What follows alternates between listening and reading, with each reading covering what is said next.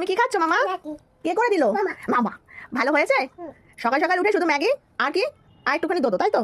এটাই তোমার ব্রেকফাস্ট? দোদো দোদো এটাই হচ্ছে তোমার ব্রেকফাস্ট, তাই তো? না ওটস না সুজি এগুলো তোমাকে খাওয়ানো যাবে না। খাও তুমি? খাও না, পচা হয়ে যাচ্ছে, দিনে দিনে পচা হয়ে যাচ্ছে তোমাটা। হ্যালো এভরিওয়ান, আমি মালা আবার একটা নতুন ব্লগ নিয়ে আপনাদের কাছে হাজির হলাম। আজকের আইটেমে কিন্তু আমাদের ছিল দুপুরে এই যে চিংড়ির মালাইকারি, এটা দিয়ে কিন্তু আজকে আমাদের দিন শুরু হয়েছে। আর এই যে একটু মালাইকারি করতে গিয়ে নারকেল কোড়া বেঁচেছিল, সেটা কিন্তু আমি খাবো আজকে ভাত দিয়ে। আমার দারুণ লাগে কিন্তু ঘি ভাত আর নারকেল কোড়া।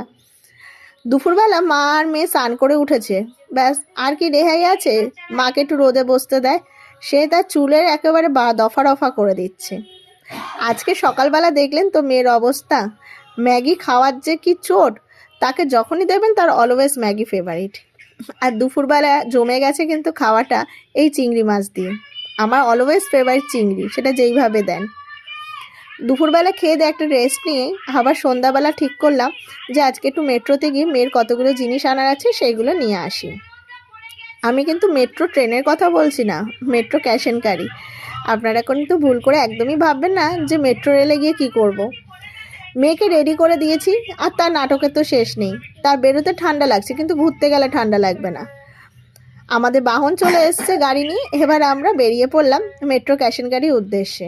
বাইরে কিন্তু আজকে ভালোই ঠান্ডা ছিল, আর বাইকে যখন যাচ্ছি তো ঠান্ডা তো অবশ্যই লাগবে। বরের তো আর 4 চাকা নেই, হলে তো বেশ ভালোই হতো। ব্যাস, আর ব্যাটালিয়ানকে যতবার বলছি নাকটা ঢাকতে ততবার ব্যাটালিয়ান এটাকে খুলে দিচ্ছে। আজকে বাইপাস দিয়ে যখন যাচ্ছিলাম অনেক জায়গায় মনে হচ্ছিল ক্রিসমাস চলে এসছে। সব দোকানের সামনে দেখছি কিনা সান্তা আর তার ক্রিসমাস ট্রি নিয়ে দাঁড়িয়ে আছে। ব্যাস গল্প করতে করতে ঢুকে পড়লাম মেট্রো ক্যাশ এন্ড ক্যারিতে। ও বাবা, ঢুকে দেখি গাড়ি পার্কিং করার কোনো জায়গাই নেই। এতটা ভিড় আজকে, আর হবেই বা না কেন, একে সানডে তার মধ্যে ক্রিসমাস চলে এসছে।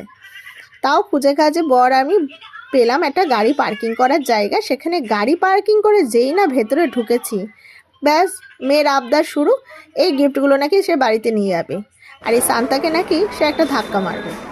আর মেট্রোতে ঢুকেই আমি নিয়ে নিলাম কতগুলো বাদাম। এই বাদামগুলো খেতে খেতে এনজয় করি কেনাকাটায়, এটা আমি কিন্তু প্রতিবারই করি।